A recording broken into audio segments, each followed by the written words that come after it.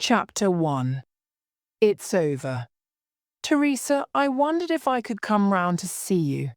Something's happened. It was 8 o'clock on a Monday evening. It wasn't the best time to telephone a friend with a young child, but this was a crisis, and Fanella needed to speak to Teresa urgently. "Of course you can come round," said Teresa, "if you don't mind giving Timothy a good night kiss. He'd be furious if he thought you'd been here and he hadn't seen you." Fanella smiled, swallowing back tears. She loved Teresa's little boy, but right now it was going to be difficult to see him. "I'll be there in about 10 minutes, she said. "Good," said Teresa. "See you soon then." Fanella pushed her bike round to the front of her small house. She cycled across Cambridge, avoiding tourists and students as she went, unable to share the happy atmosphere everyone else seemed to be enjoying. The river was alive with boats, the grass full of people picnicking. It was June and the time for end-of-term dances and university ceremonies. Fanella envied the younger people. They had so few worries. She was trying to fight back the tears that had threatened her all day at work and were now clouding her eyes as she cycled. She rang on Teresa's smart brass doorbell, parking her bike by the side of the large house. "Come in," said Teresa, opening the door. Her long brown hair was piled on top of her head, and as usual she was dressed in jeans and a t-shirt. "I think Timothy's still awake, and I promised you'd go up and say goodnight." Teresa always talked about her son before anything else. Fanella was used to it. She smiled and went straight up the stairs to the little boy's bedroom. Timothy was lying in his bed, flying imaginary aeroplanes through the air. "I've come to say goodnight," said Fanella, sitting down on his bed and thinking how much she liked him. He looked so lovable under the sheets in his clean pajamas. The curtains were pulled to keep the summer evening light out. "Is Mummy going out?" he asked. Fanella often looked after Timothy when his mother and father went out. "Not tonight," Fanella smiled. "I've come to see your mummy. We're both here this evening." "Then I've got 2 mummies today," he said, and Fanella laughed. "I'm not your mummy," said Fanella. "I'm your special grown-up friend." "Whose mummy are you?" asked Timothy suddenly. "Nobody's," said Fanella, afraid the tears would start rolling down her cheeks again. "Why not?" asked Timothy. "Well, not all grown-ups are somebody's mummy," began Fanella, feeling this whole subject was too much for her right now. "Some grown-ups choose not to have children, and some grown-ups want to have children, but they can't." "Do you want to have children?" asked Timothy. "Yes, I do, very much," said Fanella, thinking how strange it was that Timothy wanted to talk about this today of all days. "Now it's time you went to sleep, and I'm going to go and talk to your mummy." Timothy put his arms up, and Fanella leant over and kissed him on the cheek. Then he shut his eyes and began to breathe deeply. It was very pleasing, Fanella thought, when a little child trusted you enough to go to sleep in your presence. She went down the stairs and into the kitchen where Teresa was putting dishes into the dishwasher. Fanella thought Teresa was so lucky. She had this large, beautiful house, a happy marriage, and a lovely little boy. But because Teresa was such a good friend, it was difficult to feel envious. Fanella's own home was quite different. She loved where it was, in a busy area of the city. There was an Asian grocer's nearby, selling all kinds of food, and a pub at the end of the road. But Fanella's house was tiny, and she and Stephen had done all the interior decoration themselves. In contrast to Teresa's soft shades of cream and natural wood, Fanella and Stephen had gone a bit wild and had painted every room a bright colour, according to the mood they wanted to create. And always, in the back of Fanella's mind, had been the thought that one day the little second bedroom would become her child's bedroom, the child she and Stephen were going to adopt. "Sit down," said Teresa, waving a hand at the kitchen table. "What would you like? Tea or something stronger?" "Tea would be lovely," said Fanella. "I haven't had a thing since I got back from work." "Have something to eat," said Teresa. "There's some lasagna in the oven. Paolo's had to work late this evening. He just phoned to say he'd get something to eat on the way home." "No, thank you," said Fanella. "I couldn't eat anything. Just tea. Thanks." "So," said Teresa, sitting down beside her friend, "what's happened?" Fanella took a deep breath. She wanted to tell Teresa the whole story without crying, but she could only manage 2 words. "Stephen's left," she said. "Left?" Teresa was horrified. Fanella looked at her friend and nodded. She swallowed hard. "I can't believe it," said Teresa. "You two were so much in love. You could see it. Everyone could see it. What do you mean he's left?" "Left," repeated Fanella. "He's moved out. He's gone to live in London. We've finished. Broken up. It's over." Teresa looked genuinely upset. "What happened? When?" "It's been going on for some time, actually," said Fanella, feeling relieved now she had told Teresa. "He's been seeing another woman. I don't think he really loves her or anything, but we've both been under so much stress with trying to adopt a child. I think he just cracked. This other woman was an escape route." "My goodness." Teresa sat, not knowing what to say. This really had come as a shock to her. "What? What about the adoption?" she asked at last. "It looks like that's out of the question now, doesn't it?" said Fanella, holding her mug of tea tightly. "The social services make it difficult enough to adopt a child when you're in a steady relationship. When they witness the relationship fall apart before their eyes, I expect they reject you immediately." Teresa couldn't help thinking this was probably true. She tried to think of some words of comfort for her friend, but found it difficult to know what to say. "Fanella," she sighed at last, "I'm sorry, I'm truly sorry." "It's okay," said Fanella. "I just needed to be with someone this evening." "When did Stephen leave?" asked Teresa. "This morning. He came back last night from her house and told me he was moving in with her," Fanella answered. "Didn't he give you any warning at all?" "Well, actually, I knew about the other woman," Fanella said. "I've known for a few weeks. He started staying in London more and more. I guessed something was going on and I asked him.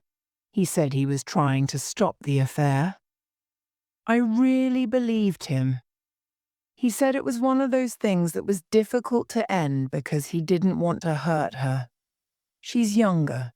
She's only 21, not ready to settle down or anything, and she doesn't want children yet. It's strange because, like me, Stephen wanted children so badly.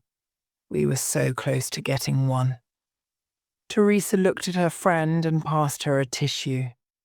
She knew all about the pain Fanella had gone through since she discovered she couldn't have her own children. Stephen had been very understanding about it. He had moved in with Fanella and had lived with her for a few years before they decided to try to adopt a child. Despite the difference in their lives, with Teresa now at home and Fanella still working at the publishers where they had met, the two women had remained close friends. Fanella and Stephen had been very involved with Timothy ever since he was born. They had often looked after him or taken him out at weekends. Fanella was never happier than when she was out with Stephen and Timothy, imagining that one day it would be their own child who ran along between them. But now Fanella had to face the fact that the little second bedroom, reserved in her mind for the imaginary child, would probably remain empty forever. Watching her friend, Teresa wanted to tell Fanella that there were other men out there. A lot of men found Fanella attractive. She was small, with a natural country girl face, short dark hair and dark brown eyes. She looked a little tired these days, but that was hardly surprising, knowing what she'd been going through. However, Teresa knew that Fanella did not want to hear this right now. Finding a man was one thing. Finding a man who was willing to accept that you could never have children and who would support you through the difficult process of trying to adopt a child was quite another. Stephen had seemed perfect, but even he had weakened under the demands of the situation. The truth is, Fanella went on, I can bear to live without Stephen, I think, once I get used to the idea, but I cannot bear the thought of living without a child. Timothy is almost your child, Teresa said, putting her arm round her friend. He's always loved you. I sometimes feel he'd rather have you for a mother than me. Fanella knew Teresa was trying her best, but it didn't soften the terrible pain of not having her own child. I must go, said Fanella, hearing Paolo's key in the lock. She didn't want to spoil the little bit of evening Teresa and her husband had left together. Thanks for listening. I don't know what I'd do without you. I just wish I could help, said Teresa sadly. Please come round any time. You feel like it. As she watched Fanella cycle into the dusk, Teresa felt a little guilty at her own good fortune. Chapter 2. After the summer, Rod woke up to the sound of the alarm clock. It was a Tuesday morning in September, the first day back at school after the long summer break. He rolled over and looked at his beautiful wife. He admired her as she lay, still half asleep, on the white sheets beside him. It would be nice to stay in bed and spend the morning with her. But he had to be at school in time to prepare the day before the children arrived at 9 o'clock. He rolled out of bed unwillingly and showered. Then, after pulling on the clothes he had put out the night before, he went down to the kitchen to make coffee. He would take Leah some coffee before he left, envying her being able to stay in bed in the mornings.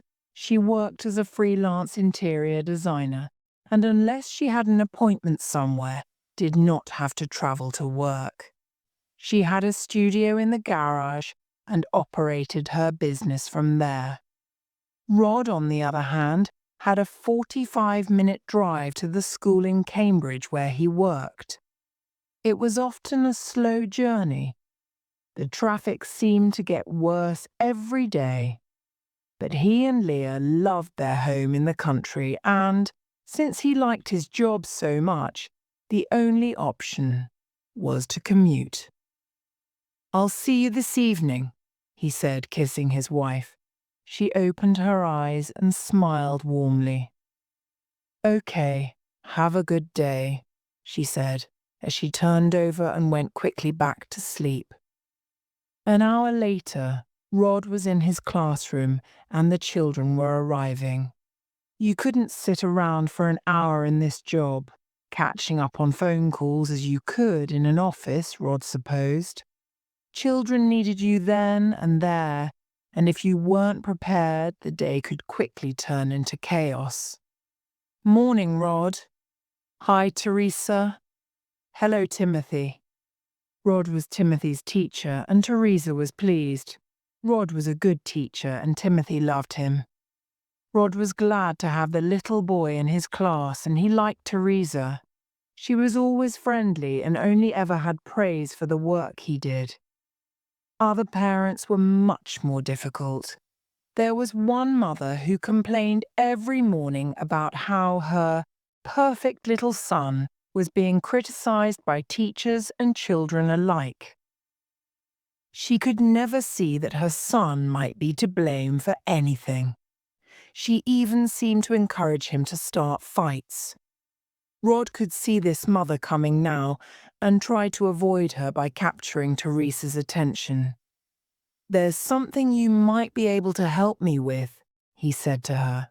"I want to invite someone in to talk about writing or illustrating children's books or publishing them maybe. I thought it would be interesting for the children. I remember you used to work in publishing." "Ah," said Teresa. "I know just the person." "Good," said Rod. "Tell me more." "It's a friend of mine," Teresa said. "She's an editor for children's books and has a lot of contact with authors and illustrators. But more importantly, she knows about the whole publishing process. And she loves children. I'm sure she'd be delighted to come in and give a talk." "Do you want to ask her first?" said Rod. "If she's keen, she could telephone me at school." "Okay, that sounds like a good idea," said Teresa, kissing Timothy goodbye. "She might be too busy, of course, but I'll certainly ask her." "Thanks," said Rod, smiling at her. "Right," he said, turning to the class. "Time to start the lesson." But the mother he had been trying to avoid was waiting for him. "I want to talk to you about my Dan," she said, ignoring the fact that Rod was trying to calm down 30 children. "Dan told me that last term a boy called Timothy kicked him." "Last term?" Rod echoed. "I really think that anything that happened over 6 weeks ago can be forgotten. We all want to make a new start at the beginning of the term, don't we?" "There you go again. You teachers always have your favourites while children like my Dan get blamed for everything," the mother said. "I'm not blaming Dan for anything," said Rod, sighing and wishing the woman would go. "I just want to start the new term off on a positive note. I'll keep a careful eye on the 2 boys today and let you know if there's any trouble." Rod doubted that Timothy, who was such a quiet child, would have kicked Dan, who looked like a prize-winning boxer. "You teachers, you just can't be bothered to do your jobs properly," said the woman insultingly. "I'll be asking my Dan at the end of the day what happened, so you'd better keep your word." She turned and left then, and Rod breathed a sigh of relief. Rod enjoyed his job, and in contrast to the woman's accusations, he tried very hard to treat all the children fairly. But his job was made much more difficult when parents did not support him, and it always felt good when they did. By lunchtime, he was already exhausted. One child had been sick and had been sent home.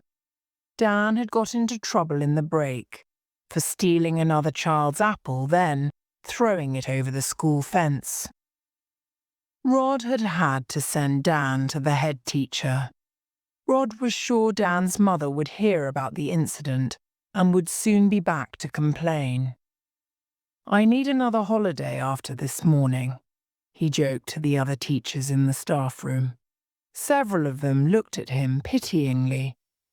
Rod was the only male teacher, and some of the women clearly didn't think he was able to teach 6-year-olds as well as they could. One or two of them also thought that because he had no children of his own, he was even less qualified for the job. "It's men, you see," joked one of them now. "You're just not up to it." Rod ignored her and went back to his classroom to prepare for the afternoon.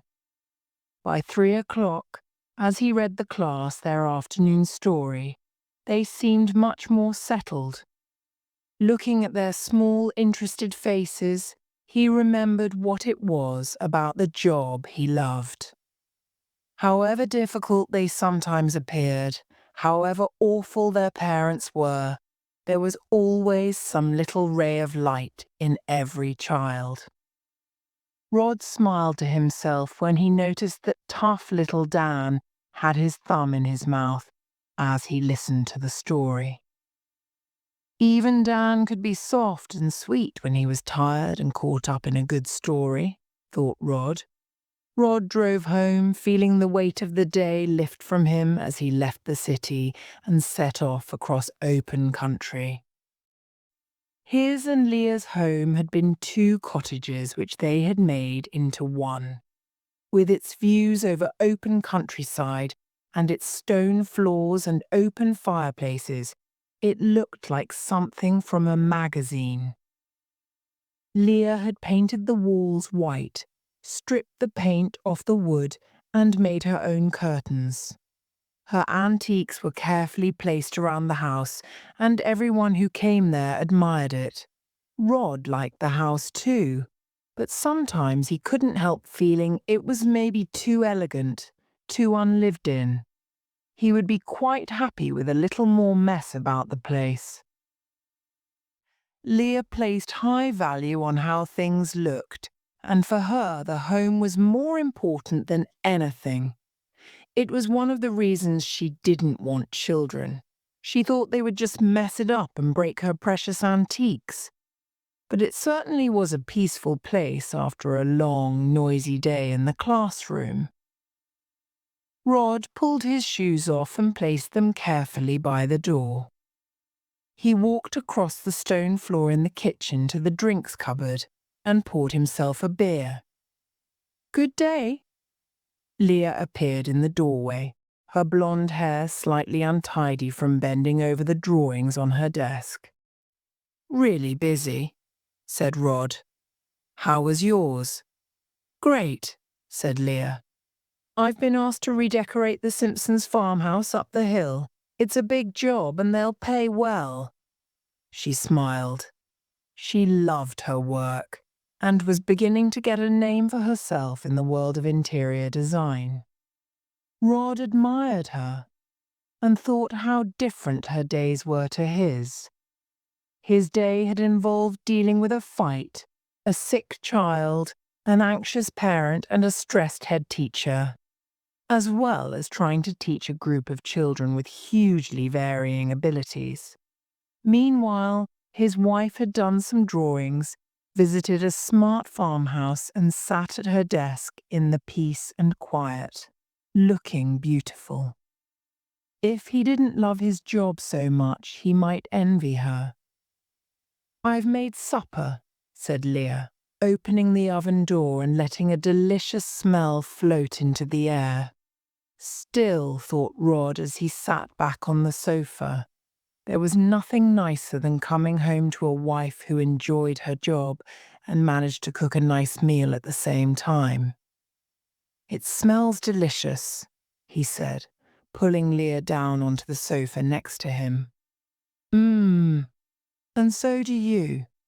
What perfume are you wearing?" "It's Chanel," said Leah. "A little treat for myself for getting that contract." "You deserve it," said Rod, wondering when she'd had time to go into town and buy herself perfume. He was also feeling annoyed with himself. He wished he'd thought of buying it for her. Chapter 3. Instant Attraction. Teresa left Timothy's school that morning feeling on top of the world. She found Timothy's teacher very attractive. He wasn't like other teachers. Apart from the fact that he was a man, and most of the teachers in primary schools were women, he seemed to enjoy spending time with young children and took a genuine interest in them. She always liked people who were nice to her son. And in addition to this, Rod really was very good-looking. She smiled to herself as she walked home. I have become a typical housewife, she thought, fantasizing about other men while my husband is out at work. But she didn't mind this image of herself. She enjoyed talking to Rod, and thinking about him made the day brighter until her own husband came home. She loved Paolo deeply, so a little romance was harmless. Anyway, Rod was married, and it was unlikely he ever gave Teresa a second thought. It was just nice to fantasize. While she walked, she made a mental list of the things she had to do that day. She would shop at the supermarket for the week's food and go into town to get some new clothes for Timothy. Then she remembered that she had to ring Fanella and see if she would go into Timothy's class to give a talk. Teresa phoned Fanella at lunchtime, who agreed to call in on Teresa on her way home from work. Timothy was playing out in the garden with a friend when Fanella arrived at around 6 that evening. I was wondering, said Teresa, pouring tea from a green pot into 2 patterned mugs, whether you'd like to come to Tim's school and give a talk on publishing children's books. Fanella took the mug of tea gratefully. She was thinking about Teresa's suggestion and wondering why Teresa had thought of asking her. Teresa was always thoughtful and kind to Fanella, but sometimes she had hidden motives for the plans she made. She wondered now whether this was just another way to make her feel part of Timothy's world. Fanella would love to share her knowledge with a class of children, but only as a professional publisher. She didn't want to do it just because Teresa felt sorry for her. Is this one of your ideas? She asked suspiciously, looking at her friend through the steam from her tea. Not at all, said Teresa. It was Rod's idea. You know, Timothy's teacher. He asked me this morning whether I knew of anyone, and I immediately thought of you. I told him you might be too busy. It would be doing him a favor, of course. Oh, I don't mind doing a school a favor, said Fanella, as long as you're sure they want me. You're not just trying to cheer me up. Oh, come on, said Teresa. I know the last few months have been hard for you, but I think you're coping marvelously. So when do you think you might be able to go to the school? I can take a day off next week. Ask him when he'd like me to come in. I'll give you the school number, then you can talk to him yourself, said Teresa. Okay. Hey, is this the teacher you like? The one with the lovely eyes and black hair who looks like Tom Cruise? Fanella asked. Teresa laughed. Yes, she said. It is. I think you'll find he's rather attractive. It's a shame he's married. Oh, is he? Fanella wasn't surprised. And anyway, she was not looking for a man in her life. They just caused you more problems, she had decided, and she was already managing very well on her own. By the way, said Teresa suddenly, what's happening with that independent adoption agency you contacted? Well, began Fanella cautiously, since the first interviews and workshops, I've had a team interview where they told me that being single shouldn't stop me from adopting. They want to make a home visit, though, which is the most thorough part of the procedure, so nothing is definite yet. That's great news, said Teresa. And if I can do anything to help, I will. Like telling them how wonderful you are with Timothy. Thanks, Teresa. There's a long way to go yet, of course. Endless interviews, workshops, and then There's the question of finding the right child. That's if they decide I can have one. But I'll need 2 references, so perhaps you could provide one of them." "I'd love to," said Teresa. Fanella cycled back to her own house feeling for some reason more optimistic than she had done for a while. Over the summer, she had gradually forced herself to stop thinking about Stephen. She had redecorated her whole house so that it would no longer remind her of him. She had chosen the colours carefully, and just doing this had made her feel more in control of her life. Stephen had rung her once to say he and his new girlfriend were planning to marry. Fanella had reacted by becoming even more determined to do the thing she most wanted to do: adopt a child. Stephen was not going to stop her. She had contacted an independent adoption agency the day after she heard Stephen was getting married. She was told to go to an introductory meeting where she could learn more about the advantages and disadvantages of adopting a child as a single person. She had learned that being single was not a problem anymore. The important thing was your commitment to bringing up a child. 2 interviews with a social worker had followed, and even though she still had to have a home visit and attend further workshops, she felt far more confident that she might be allowed to adopt a child.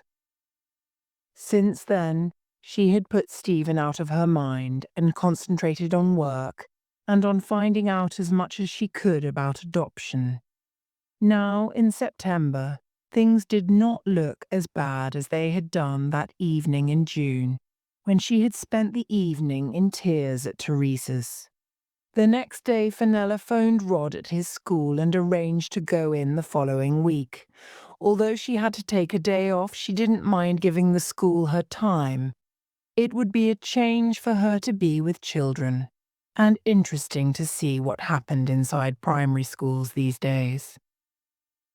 A week later, Fanella arrived at the school. She was welcomed by the school secretary and given a cup of coffee in the staff room. Then the secretary took her to Rod's classroom. "Here you are," said the secretary to Rod, as if Fanella was a parcel she was delivering. Rod looked up from the child-sized chair where he sat, helping a group of children with some writing. Fanella's heart jumped. Teresa hadn't been exaggerating when she'd said Rod looked like Tom Cruise, but she hadn't mentioned his lovely warm smile and his gentle manner with the children. Rod stood up, apologizing to the children for having to interrupt their lesson, and came over to Fanella. "Hi," he said, smiling.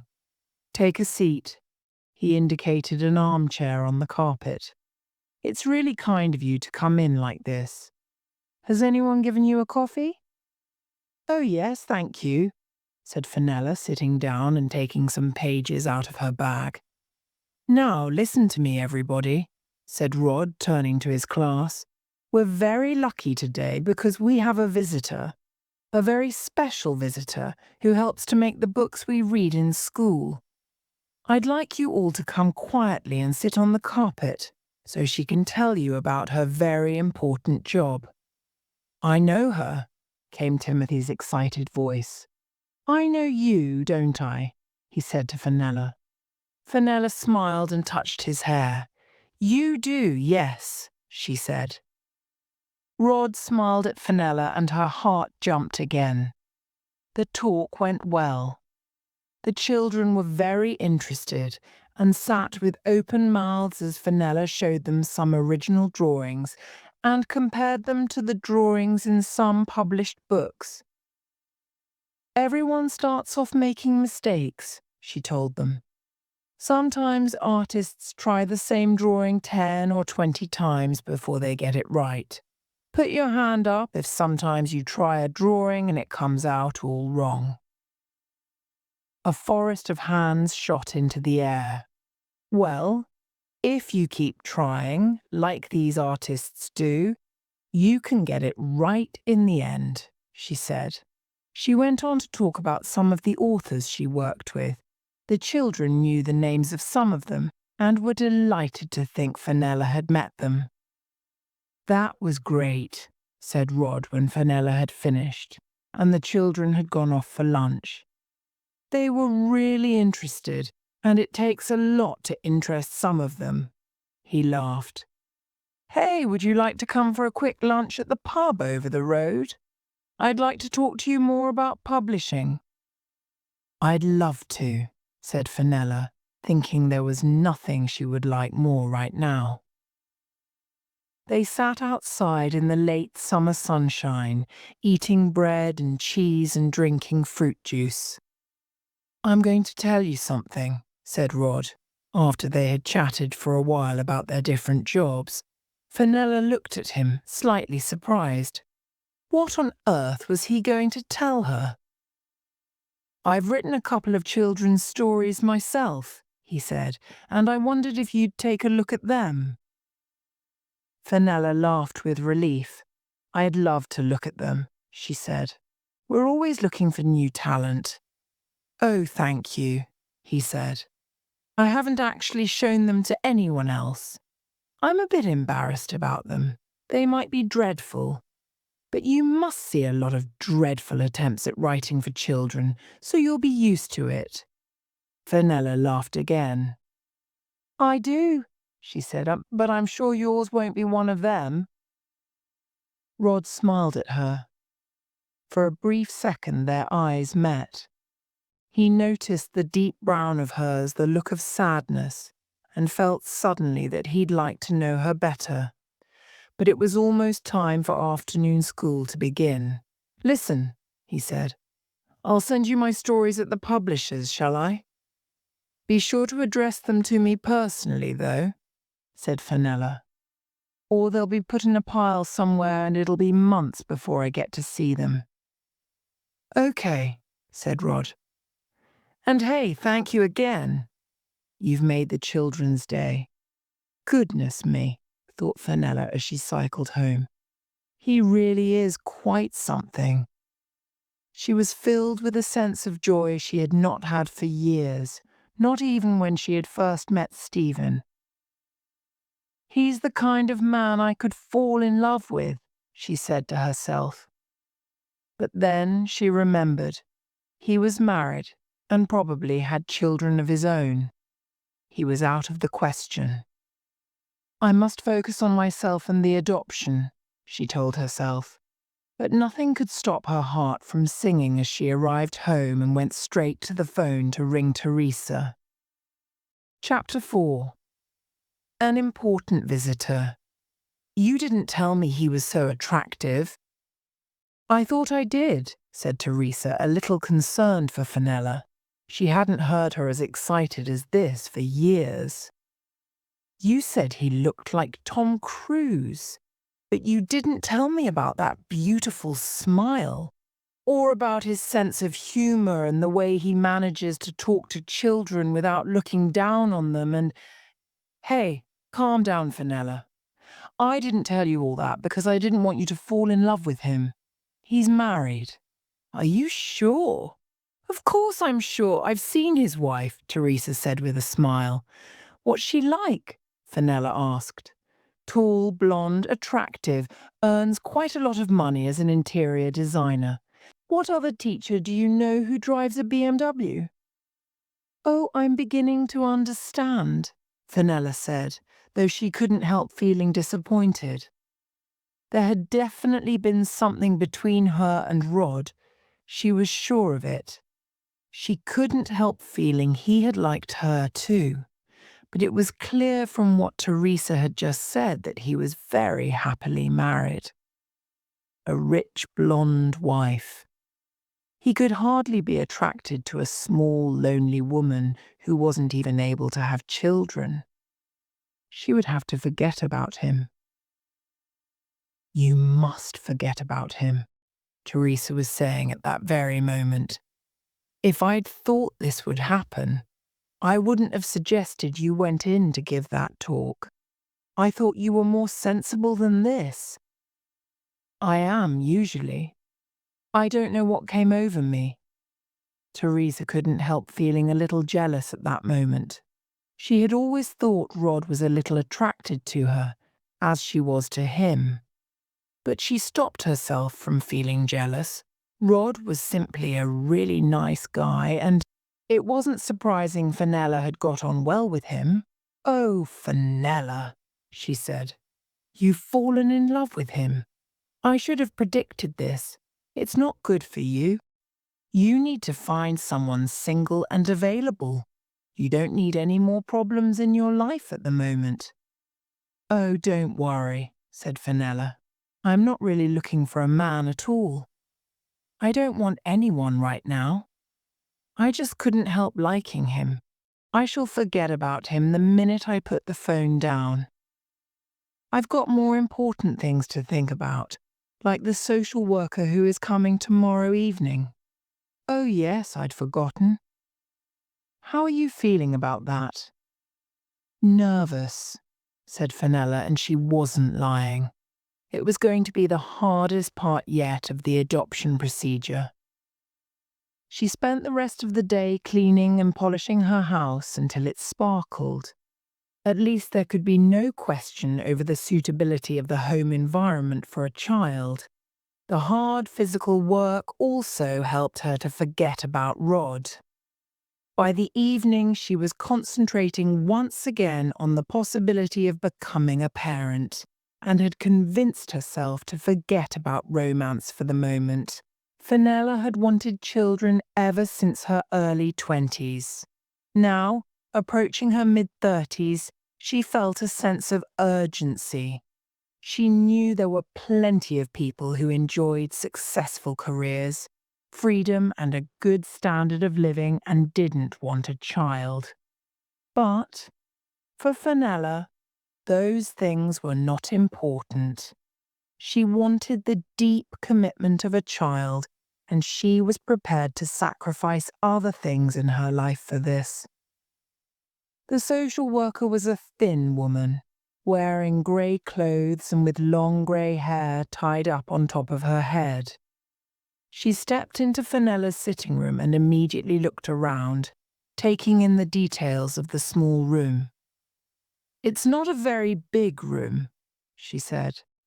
"Have you imagined how much smaller it would feel, filled with children's toys?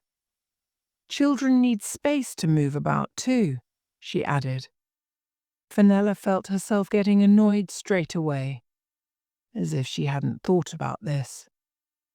"My friend's little boy loves playing here," she said. "He often comes with lots of toys and makes a whole world in here with roads and mountains and a garage." She stopped, aware that she was sounding defensive. The social worker didn't say anything but quickly wrote something down. Fanella took a deep breath. "Would you like tea or coffee?" she asked, trying to relax. "Coffee, white, 2 sugars," said the social worker, sitting down on the sofa and continuing to write. Fanella went into the kitchen. She was suddenly feeling very emotional. Ordinary parents didn't have to go through this exhausting procedure. It just didn't seem fair. All she knew was that she loved children and had the love to give a child who needed a parent. Everything else seemed irrelevant. Small room indeed. Children grew up in all kinds of conditions and survived. Surely all that mattered was that they were loved. She took the coffee through to the front room and sat down opposite the social worker. "Have you considered what you would do about work if you were to adopt a child?" the woman asked her. "I've given it a lot of thought," said Fanella truthfully. "Obviously I need an income, as I'm single. I've been wondering, therefore, whether it might be possible to adopt an older, school-age child, rather than a baby. Then I could continue to work while the child was at school." said the social worker doubtfully. Older children's personalities are far more developed, of course, and adoptive parents often find they have very little influence over them. Remember, many of our children have had difficult lives and display disturbed behavior patterns. Younger children haven't had as many problems in their lives, generally speaking, and you have a greater chance of healing some of their wounds. It's not that I wouldn't want a younger child, said Fanella, afraid suddenly that she didn't sound very motherly. It's just that, for practical reasons, an older child might benefit more from my situation. I don't want to adopt a child and then get someone else to look after him or her. I want to do it myself. The social worker glanced at her and made some more notes. There are, of course, far more older children available for adoption if you're prepared for the challenge, the social worker said. Well, said Fanella, feeling that the woman was softening. I know a school-age child would bring different problems, but I've thought about it. I find older children interesting. You've obviously thought a lot about why you want to adopt a child, the social worker continued. But have you ever thought of the problems adopting a child might bring? Fanella felt annoyed again. It really seemed as if this woman was trying to put her off. Well, yes, she answered, trying to hide the note of impatience in her voice. This isn't just a casual idea. It's something I've been thinking about for several years. Go on, said the social worker. I'm aware of the sacrifices parents make, the heartache, the worry, the way a child changes their lives, said Fanella with feeling. I've seen enough of it. I know you can't put your own needs first anymore once you have a child. No more last-minute evenings out or holidays abroad.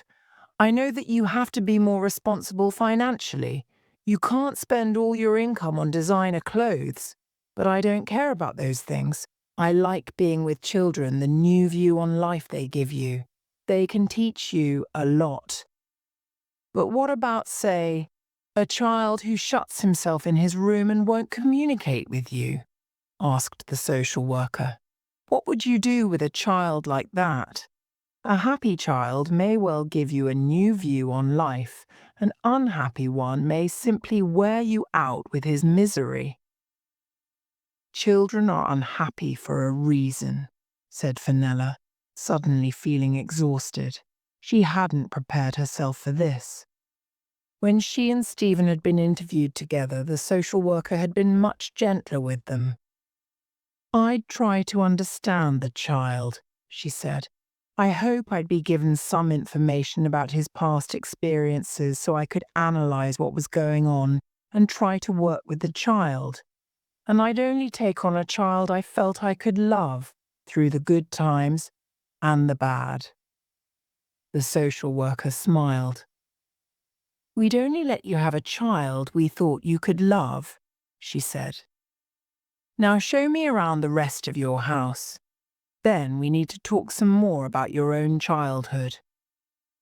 By the time the social worker had left, Fanella was ready to fall into bed.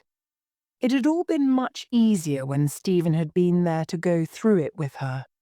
Then they'd been able to share their answers and talk about it and laugh together afterwards.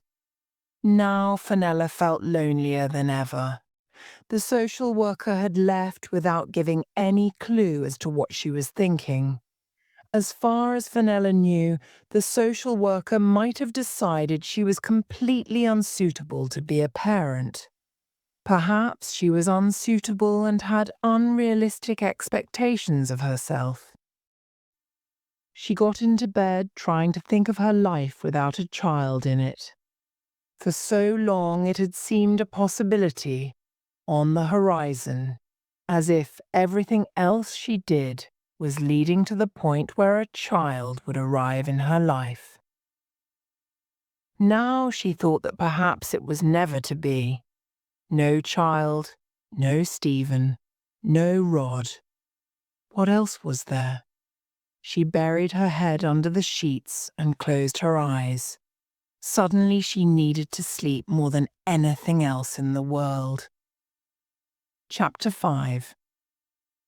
The decision. Fanella wheeled her bike through the dark market square. It was decorated for Christmas, and in the center there was a large Christmas tree with lights. Fanella's bicycle basket was full of presents. She would send some of them to her mother and father, who lived in the south of England, and some to her friends. She had decided to stay in Cambridge for the Christmas holiday. Although she would be alone in her house, she could mend the kitchen tap and the washing machine. She also wanted to buy some curtains for the second bedroom just in case. It was strange to think that this time last year she and Stephen had planned Christmas together. "It'll be such fun next year," Stephen had said, "when we have our own child to share Christmas with." And Fanella had agreed. She couldn't help feeling sorry for herself now, as she thought how different the reality was. Here she was, a year older, not only still childless, but single as well. She had heard nothing definite from the adoption agency for weeks, although she had had several more visits from social workers and had attended some workshops. She was beginning to feel that everything was against her. If they only understood how painful it was, not knowing whether you were ever going to be given a child to adopt. It had been so long since she had heard anything that she had forced herself to stop thinking about it, at least until the new year. She opened the door, went into her sitting room, and dropped the pile of presents on the floor. The house always felt so cold and unfriendly when she had been out all day. She rushed about closing curtains and turning on lamps. She put the heating on and plugged in the kettle. Then she noticed that the light on her answer phone was blinking at her. Collapsing onto a cushion by the phone, she pressed the red button on the machine and sat back to listen to her messages. "Hi, Fanella. It's Teresa. I wondered if you'd like to come to Timothy's Christmas play with me at his school next week. Speak to you later." There was another message. "Hello, this is the adoption agency. We've got some news for you. Please could you call us back as soon as possible?" Fanella looked at the clock. It was 6 o'clock. She might be in time to talk to someone at the agency, but she was afraid of what they might say. She decided to call Teresa back first. "I'd love to come to Timothy's play," she told her friend. "I can take the afternoon off work. Everything's slowing down for Christmas now anyway." "Oh, good," said Teresa. "Timothy will be happy. He asked if you'd be there. He's a bit disappointed that he's not going to say anything. But if you're there to clap him, it will all be worthwhile." Fanella laughed. Teresa continued. "Yes, I think Rod felt he had to give the speaking parts to children who don't usually succeed at school. Rod's been having some trouble from one parent. She's accusing him of preferring the children who work hard and do well.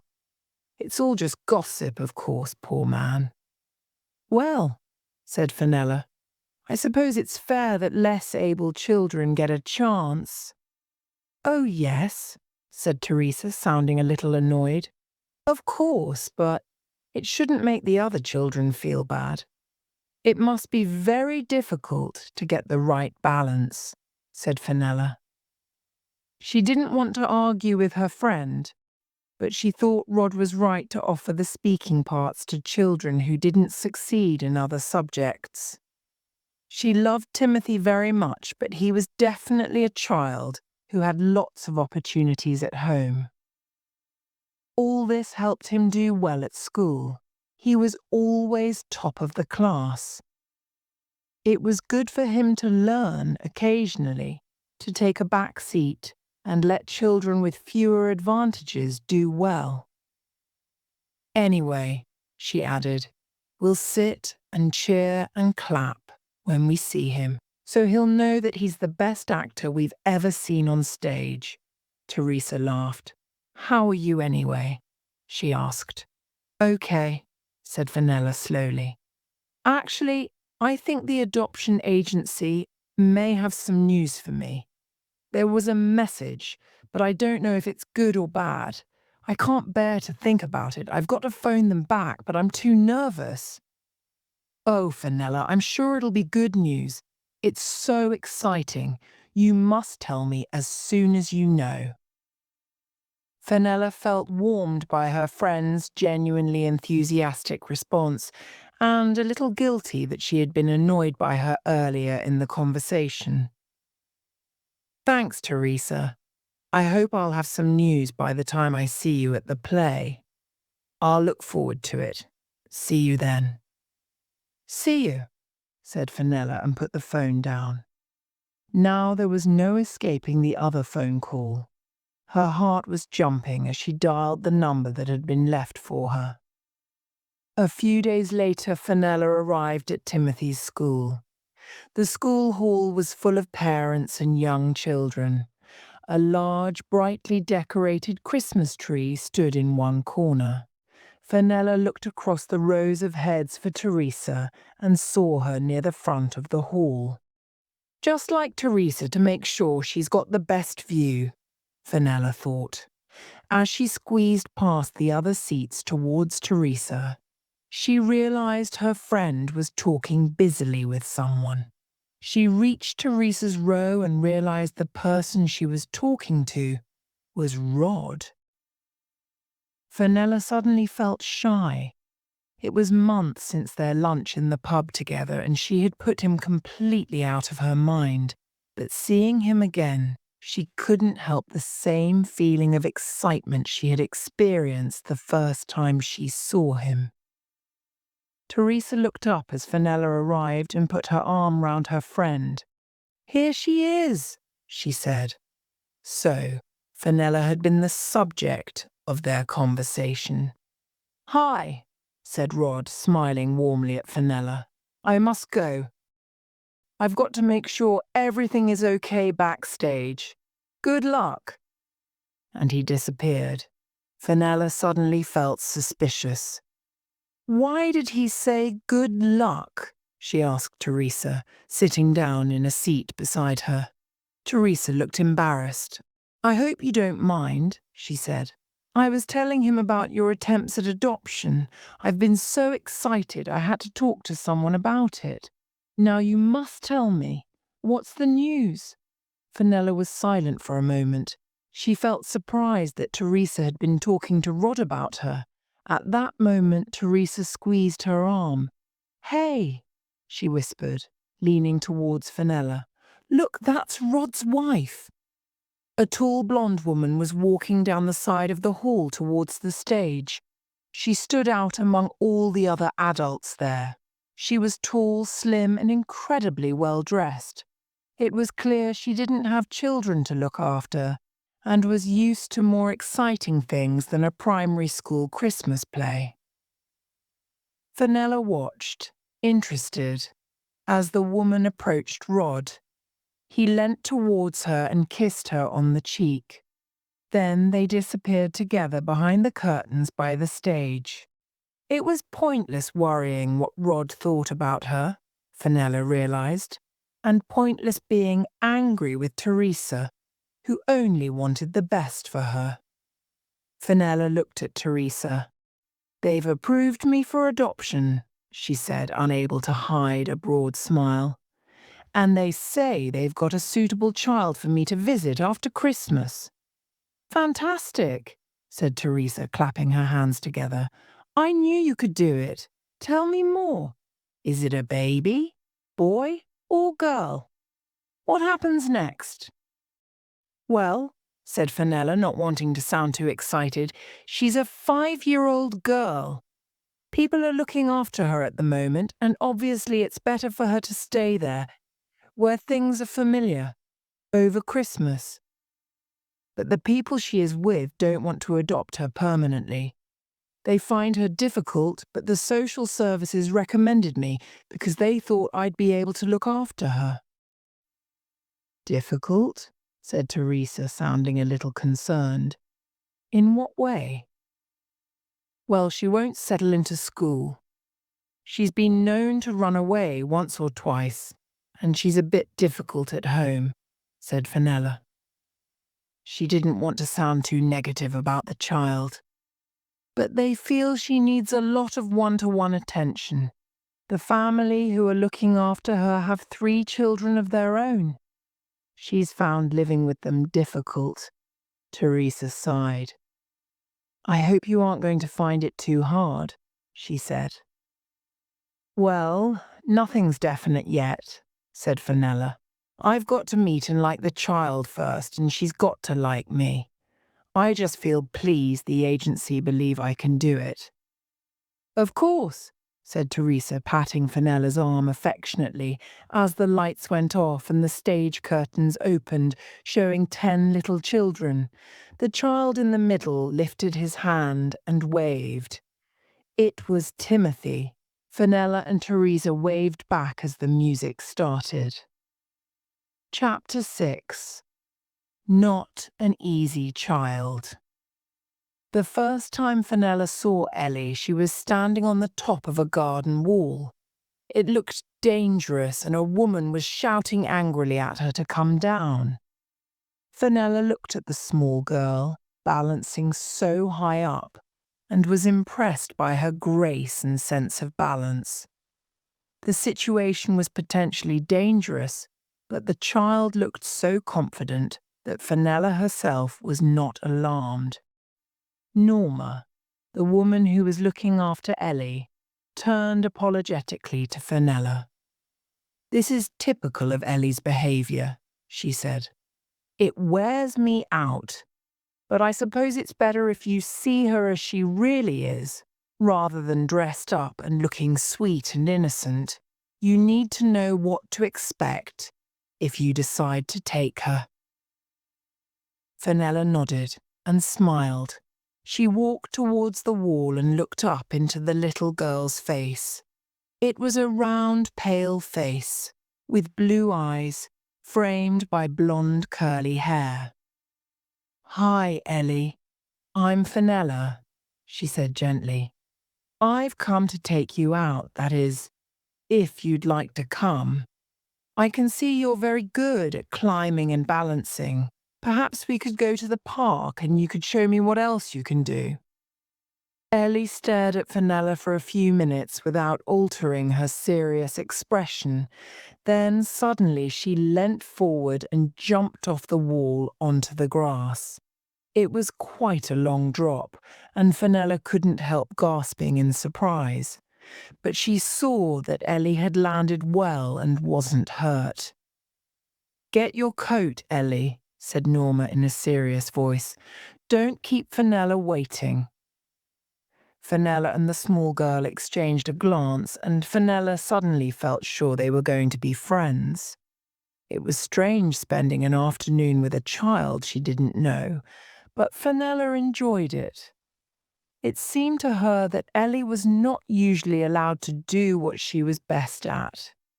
Now that Fanella was giving her the freedom to run and climb and swing, she seemed like an uncaged bird. She played for hours, while Fanella sat on a bench and watched. Occasionally she got up to push her on a swing or catch her as she slid down a pole.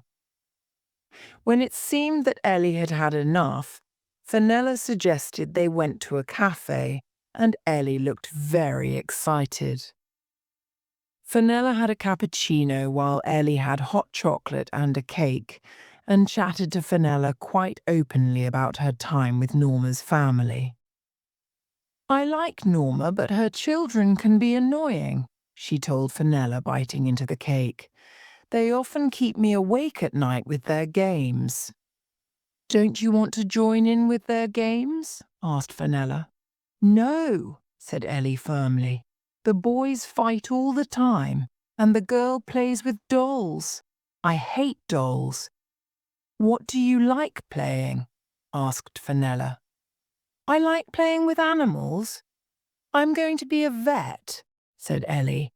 But sometimes I get so angry, I throw all the animals out of the window. Then Norma gets cross with me and says I'll never be a vet if I behave like that. Ellie was strangely adult in the way she spoke, as if she'd had too much experience of life for her age. By the time Fanella returned her to Norma, she felt she'd got quite a good picture of the child and had already grown very fond of her.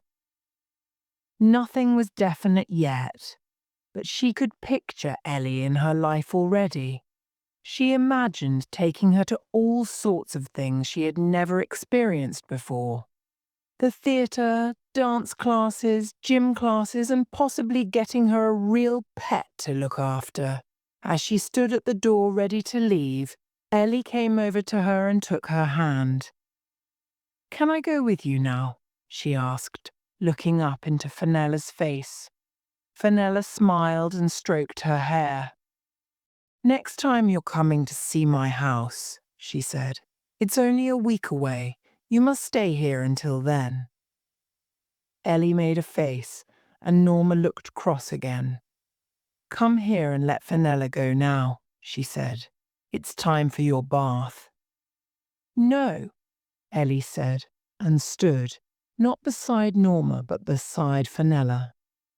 Norma stepped towards Ellie, but the little girl ran away from her and back towards the house. Once inside, she banged the door shut, leaving Fanella and Norma outside. Norma pushed the door. She's locked it, she said, glancing at Fanella to see how she was reacting to Ellie's behaviour. Fanella said nothing. Norma pushed open the letterbox. Open the door now, she shouted, or you'll be going to bed with no supper.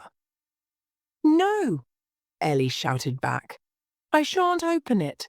I can do what I like, and you can't stop me. A few moments later, there was a sound at an upstairs window, and the two women looked up to see Ellie leaning out of the window with a glass of water. Get inside, screamed Norma, alarmed that Ellie might hurt herself. Ellie let go of the glass, and it smashed on the path below. That's it, said Norma furiously. I'm going to get a ladder. I'll have to get in through the window. Once Norma had gone, Fanella called up to the window.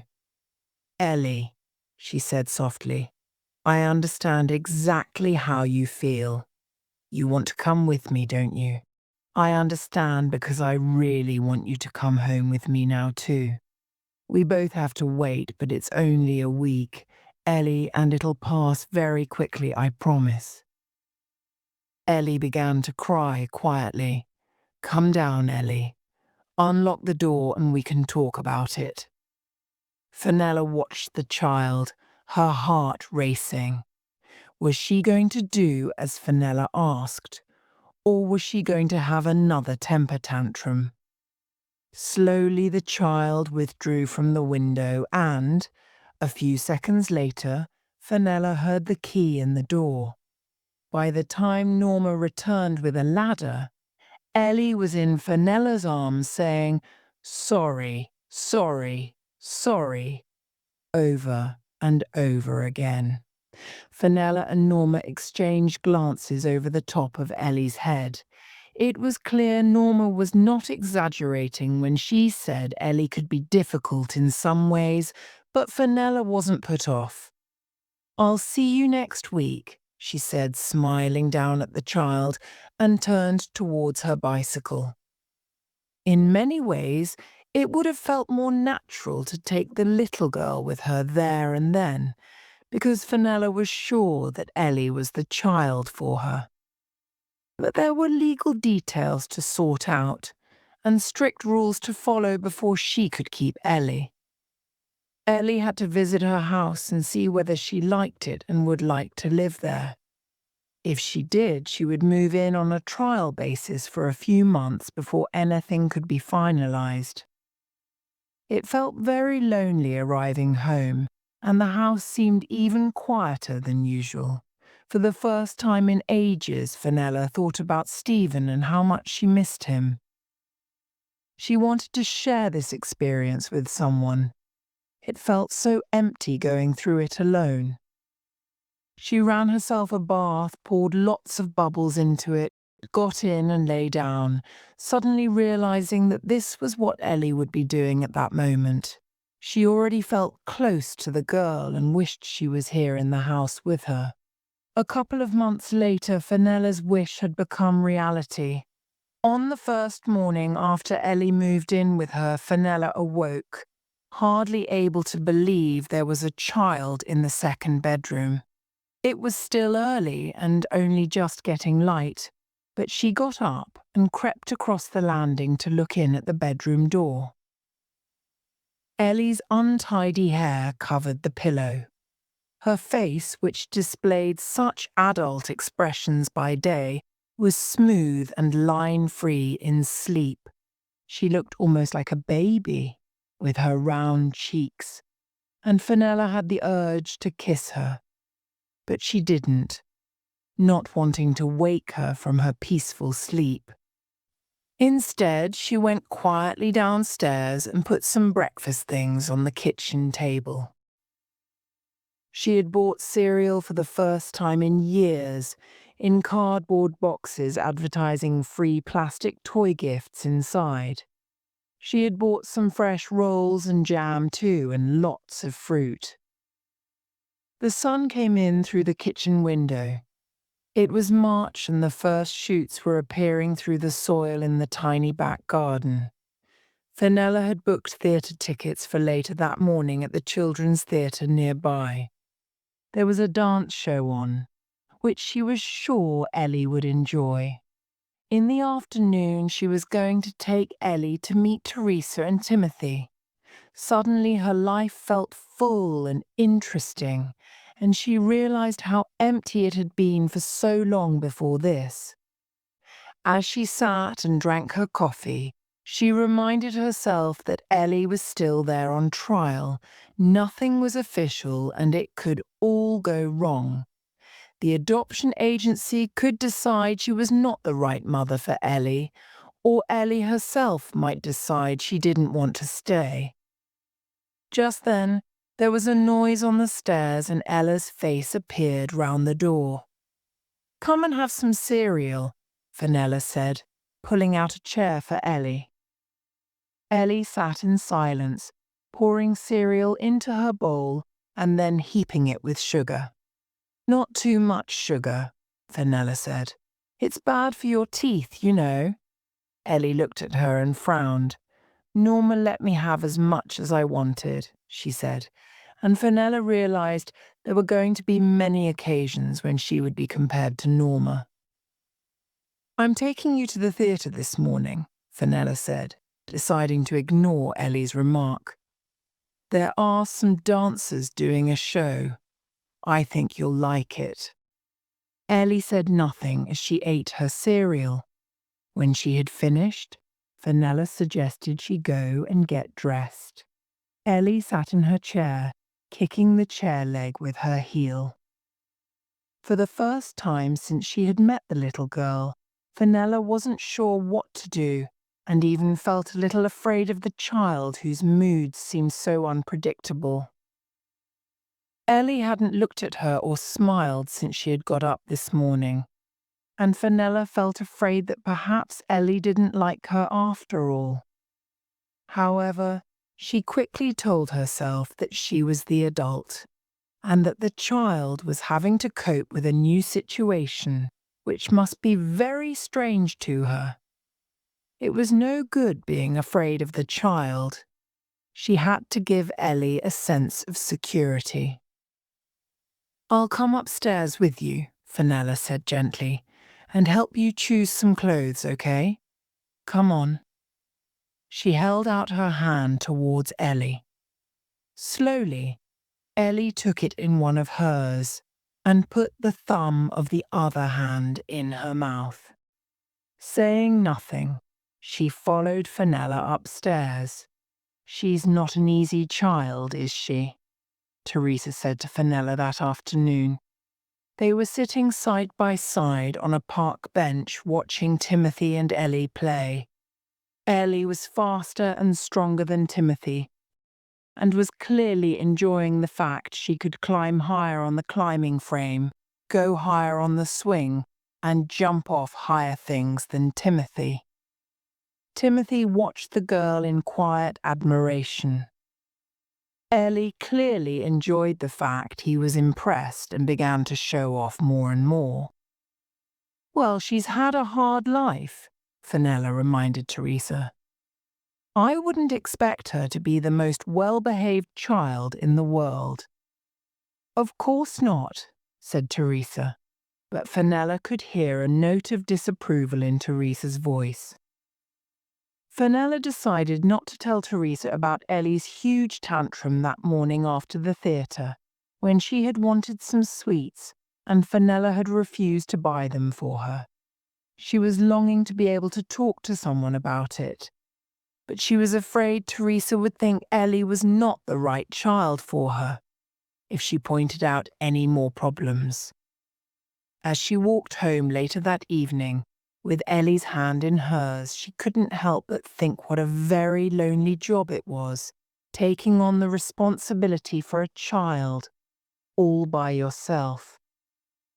When Ellie was finally in bed and she had kissed her good night, Fanella went downstairs to the sitting room feeling exhausted. To her surprise and concern, she found she felt like crying. This was not how she was supposed to feel now. She had a child in her life at last. She should be dancing with happiness, but she couldn't stop the tears from flowing. She cried out of self-pity for her own loneliness and out of pity for Ellie, who had had such a lot to deal with in her short life.